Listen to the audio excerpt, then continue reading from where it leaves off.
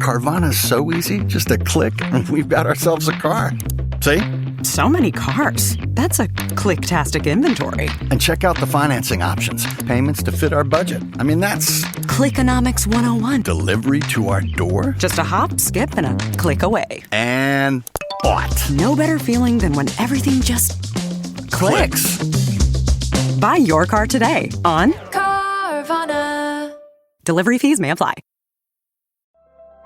If someone followed you around for a day, would they see somebody surviving? Or would they see somebody living with purpose? Because purpose isn't just about what you say, it's showing up how you decide, and what you choose, and in who you're becoming. Recovery changes habits. Faith changes identity. And identity changes everything. I am Brock, and this is Living with Purpose.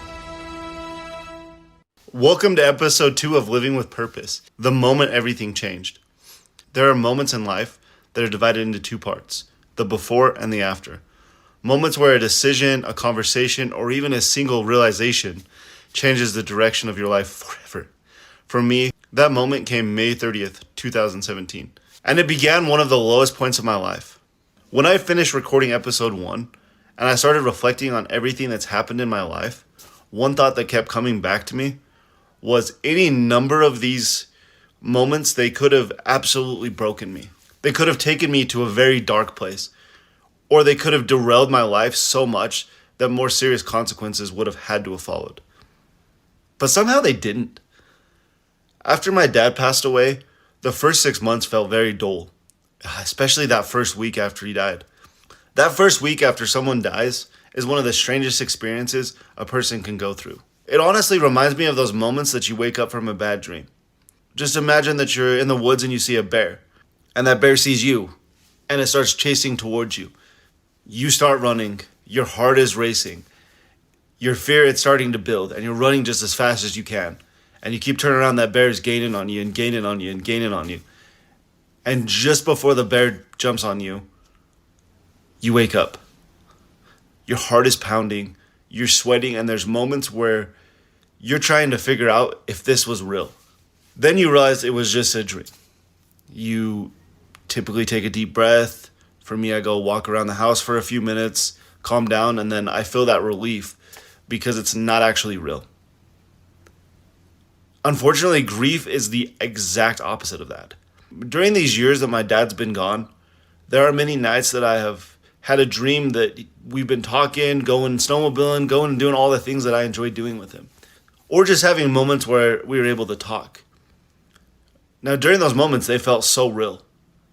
I would wake up and I would realize that it was just a dream. And then reality would set back in. It's a super bizarre feeling. And that's the kind of grief that doesn't just hurt. It changes how you see life. Everything just felt quiet. And it's not a peaceful quiet. It's a very numb quiet. For the first time in my life, I knew that there was someone watching over me, watching what I was doing. And in a strange way, that even made me more determined to stay sober during that time. But life kept moving around me. Those final years of my dad's life, our family went through a lot of changes. One of my brothers came home from his mission. He got married. And then we found out very shortly later that we were going to welcome the first of many, many nieces into our family. I'm telling you, that's one of the greatest joys of life, is being able to be an uncle. Go get those kids all hopped up on sugar and send them back and just have all of the love for a child without majority of the responsibilities for them. Also, during that time, I had a brother leave on a mission and come home. Now, my youngest brother, he spent the final years of my dad's life really taking care of him when his body was breaking down. Watching someone that you love slowly lose their ability to do some of the simplest things, it absolutely challenges you. It makes you appreciate things that we normally take for granted. While all of this is happening around us, my wife and I are also facing our own painful experiences. Up to that point, we had already gone through several heartbreaking miscarriages and pregnancy losses. Those losses will really do something to a couple. They definitely test your patience and they test your faith. They also test your relationship. Now, if anybody has gone through infertility or pregnancy losses, you know that it's not just a medical journey. It is absolutely an emotional one. Every month we would be super anxious to see if we were pregnant. even times when we were a little bit late and even more optimistic that like, oh man, this is going to happen, only to feel discouraged and disappointed when another month went by. And it feels like every time that something doesn't go the way you hoped, it feels like you're starting all over again. There were nights that my wife and I would sit and talk about what our family might look like someday. We didn't give up. In March of 27, we walked into a fertility clinic very much determined to figure things out. We wanted answers and we wanted to be able to move forward. During that same season, something else was happening inside of me. From March to May of 2017, I slipped back into my old ways. Not only was I struggling again, but I was lying about it. And if I'm being honest, lying had just become a part of addiction. Because addiction, it will destroy you internally, but lying destroys trust. And trust is the foundation to every healthy relationship. I remember very clearly it was Memorial Day 2017. That day we were out celebrating with our family, going and visiting graves, the things that you do. But I needed to take care of some work orders, and so we ran a few errands to go do those. While we were driving there, I asked my wife if she could look up an address and see where we're going and what we needed to do there. I went inside to take care of the work order. Now, while I was inside, she had my phone. She started seeing a bunch of things on my phone. And at this point, we had already had several conversations over the years about addiction. And one of the things that she made very clear was that she was not going to tolerate lying. When I got back into the car, she asked me how my addiction was going. And in typical addict fashion, I went on this long spill about how I've never been better. I'm just so fired up with the progress that I've made, and I basically just denied it. Looking back, I realized something about addiction. The addiction itself is destructive, but the lying that comes with it is sometimes even more damaging. Every time you lie to someone that you love, you chip away at trust. And sitting there in the car with my wife, I knew I had chipped away again. Then partly upset, partially hurt, partially angry, a whole flood of emotions. She asked me, then, if you're doing so good, why are these things on your phone? That moment was completely crushing. Because most importantly, I knew I let her down. Again. But the day wasn't over yet. We still had to go through the rest of it, had a few more places to run to. A couple days later, two of my brothers and their families were moving to Arizona. So we were trying to just act like everything was normal. We were pushing through something we both knew wasn't normal. But when we finally got home later that night, this conversation obviously continued. At one point, she got up, walked down the stairs, and said she was leaving. One of the most powerful things that has happened through this journey was what happened next. As she goes to grab the handle, she heard a voice that she hasn't heard in over a year clearly come to her mind and say, "Stop. Yeah, you're not leaving. You're going to stay here and you're going to work it out with him one more time." That was crazy powerful because that obviously was the voice of my dad. And she stayed almost begrudgingly, most likely.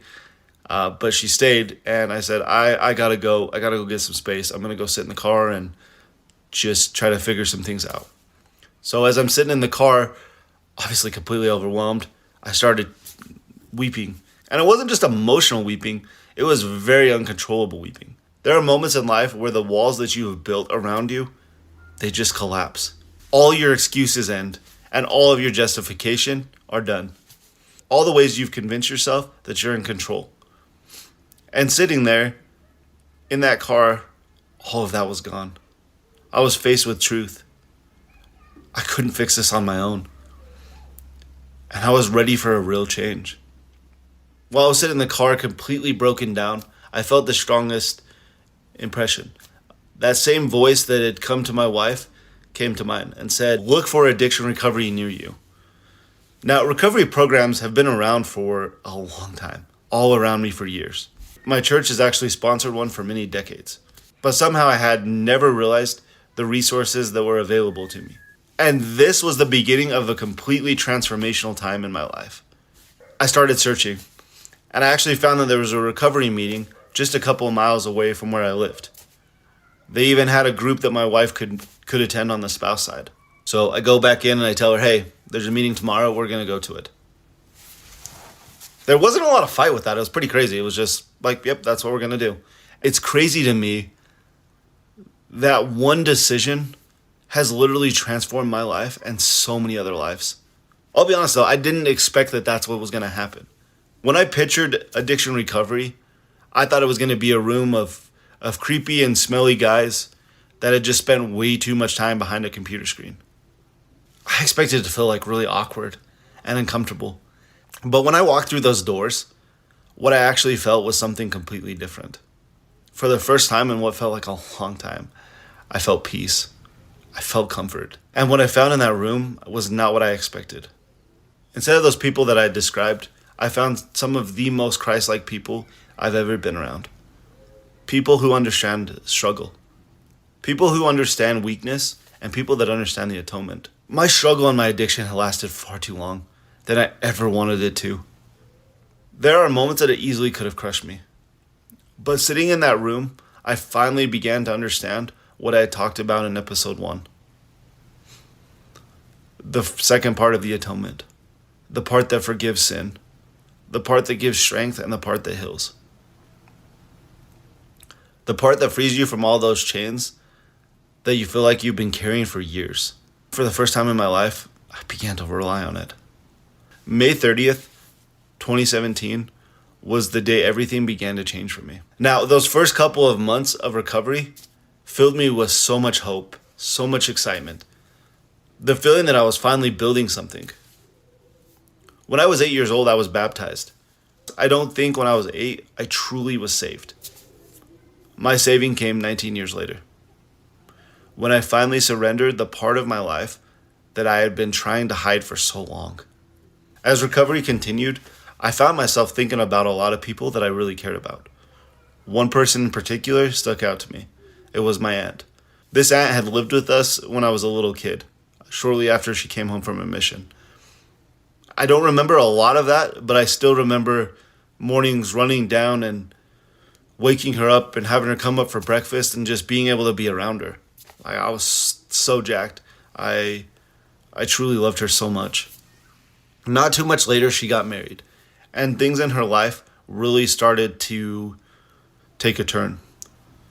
She was in a relationship that the same addiction was part of it.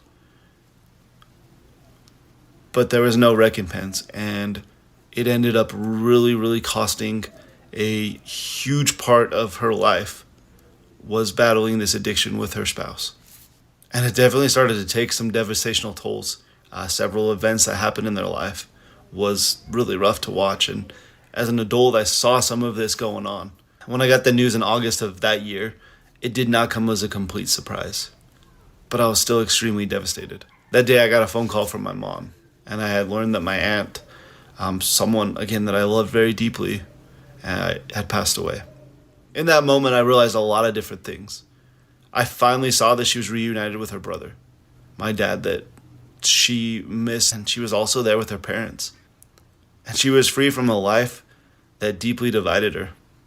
Recovery had just began for me, but now I could see clearly what the other path looked like, and it was devastating, and what the devastation that lay ahead. They say that a fool repeats his mistakes.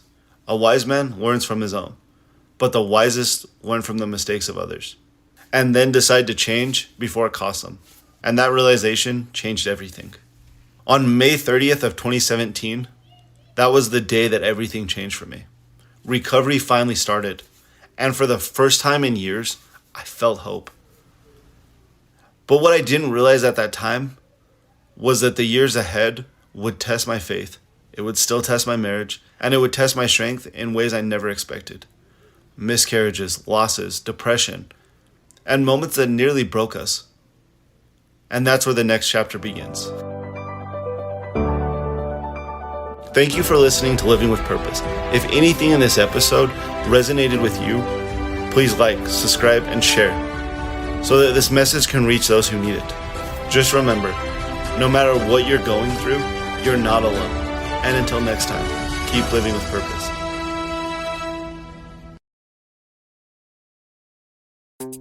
She loves it hot, he loves it cool. The Pod by 8 Sleep is a smart mattress cover that fits on your bed and keeps each side at the perfect temperature all night long. By staying comfortably warm or cool, The pod helps you sleep deeper and wake up feeling more rested. Every morning, you get daily health insights and a sleep fitness score. Get up to $350 off with code DEEPSLEEP at 8sleep.com.